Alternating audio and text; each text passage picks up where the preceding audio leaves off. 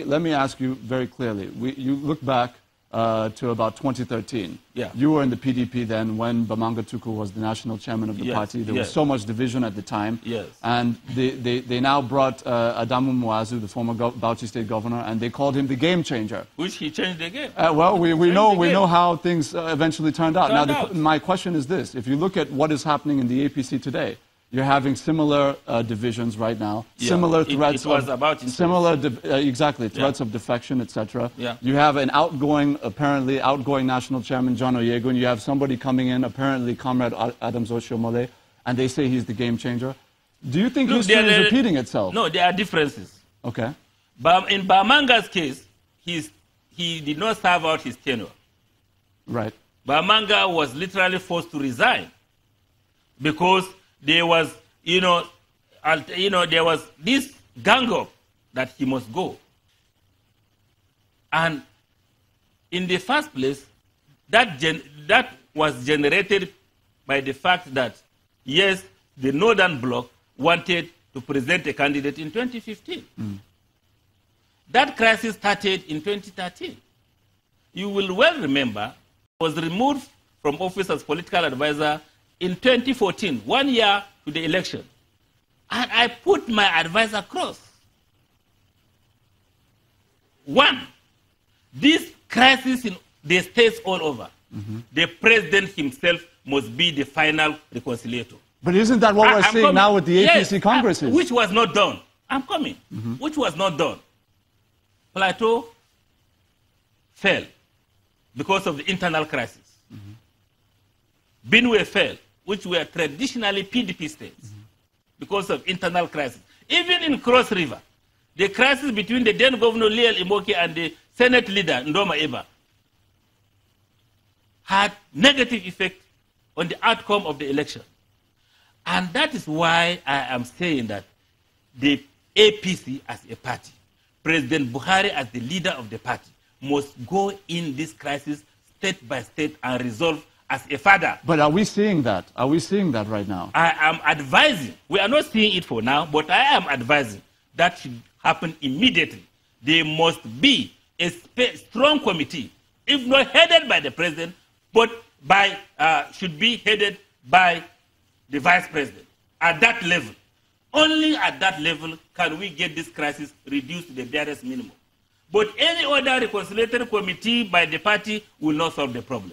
This problem, this crisis, state by state, must be analyzed between Amechi in Rivers and Abe in Senator Abe, between Shitu in Oyo and Governor Ajimobi, in between Kaduna, El Rufai, and some senators in Adamawa. Look, I'm coming. Okay, go ahead. Because if we want to solve this problem, it's easy. Like I said, some people are fired by their ambition to be president. Some people are fired by their ambition to be governors. But as the leader and father of the party, you call them to the table. Look, you know how to handle your children, and they will listen to you. Some of them will subsume their individual interests to the general good, to the general interest of the party, and by implication of the nation. That is the way to go about it. But if you leave it the way it is, everybody is trying to establish a territory for himself within the party, we will have problems. Mr. Gulak, there are certainly questions still surrounding whether or not President Buhari is doing that at the moment. But we're going to continue the conversation in a moment. We're just going to take a short break. Our viewers, please do stay with us.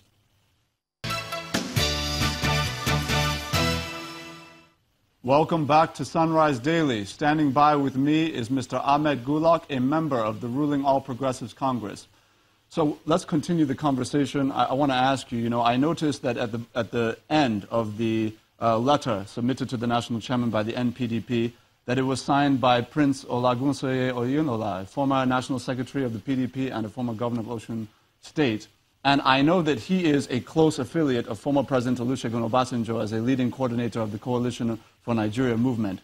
Do you believe that his resignation from the APC yesterday and his signature on that document indicates that the NPDP is essentially playing out a script, that they are going to defect, that decision has already been made in favor of whatever coalition that former President Obasanjo is putting together? Well, As far as I'm concerned, former President Obasanjo was president of this country thrice. And there has never been any president in Nigeria that President Obasanjo did not criticize. The only president Obasanjo did not criticize was President Obasanjo himself. So to me, whatever Obasanjo is doing is not new. People are even tired of his letters. But is it a threat to your party? That's what I want to ask you. Mm-hmm. I'm coming. Okay. He wants to be the owner of Nigeria as an individual. It will not happen. Nigerians will not believe him. Well, he is entitled to his opinion. He has constitutional right to associate with whoever he wants to. But what I am saying is that as an elder statesman, he should be by the side and give advice, not play active role. If you are planning evil or you are planning to remove somebody just because of your selfish interest, God will not allow you. It is God that gives power. God brought him from prison and gave him power. And we supported him. Nigerians supported him. Nigerians came together to continue to support him, even against all odds, Mr. until Gulak, he finished 8 years. Because of time, let's close with this. You know, if we know that this is what is playing out, I want to know whether you believe the APC is in a position to stop what appears to be a political tsunami, essentially. Yes. With the former President Obasanjo's influence. The APC as a party must rise up to the occasion, like I said. All these crises, all these divisions are not necessary. The leadership of the party, by this I mean President Buhari himself, with his vice president and their team, must rise up to the occasion to make sure that these crises are reduced to the barest minimum as we inch towards 2019. If the NPDP was the difference in the last presidential election, nobody would know that. If they were the difference in the last presidential election, when you look at the electoral mathematics, is it possible that they could be the difference in this next election if they decided to team up with the opposition People's Democratic Party? Not only NDP, PDP. If I were to advise the leadership of the APC, I will not allow one single member, as a member, to leave the party, talk less of a bloc. I will do all within my powers to make sure that they are retained within the party at whatever cost. Okay. Mr. Gulak, on that note, we know that one of the conditions was a fresh conduct of the APC congresses. We'll see if the APC national leadership is willing to accede to some of those demands.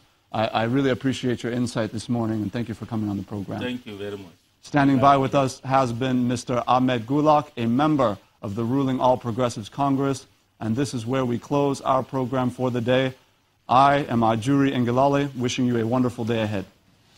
Thank you for watching. I'm Gimba Umar. I'm Nel Taig. Have yourself a good day.